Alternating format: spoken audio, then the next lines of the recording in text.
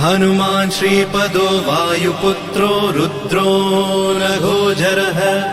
अमृत्यवीरवीरश्च ग्रामवासो जनाश्रयः धनदो निर्गुणः शूरो वीरो निधिपतिर्मुनिः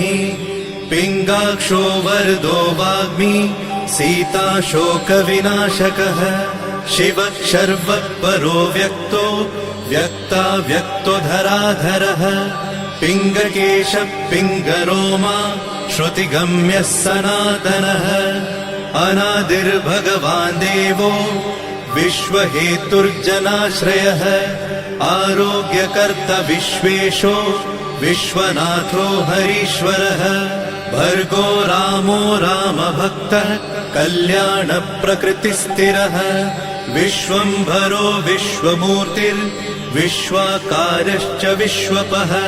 विश्वात्मा विश्वसेव्योऽथ विश्वो विश्वहरो रविः विश्वचेष्टो विश्वगम्यो विश्वध्येयः कलाधरः प्लवङ्गमः कपिश्रेष्ठो ज्येष्ठो विद्यावनेचरः बालो वृद्धो युवा तत्त्वगम्यः सुखो यजः अञ्जनासूनुरव्यग्रो ग्रामशान्तो धराधरः भूर्भुवः स्वर्मर्हलोको जनो लोकस्तपो व्ययः सत्यमोकारगम्यश्च प्रणवो व्यापकोमलः शिवो धर्मप्रतिष्ठाता रामेष्ठफल्गुणप्रियः गोष्पदीकृतवाराशि पूर्णकामो धरापतिः रक्षोघ्नपुण्डरीकाक्ष शरणागतवत्सलः जानकी प्राणदाता च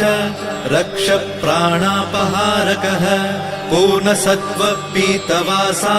दिवाकरसमप्रभः।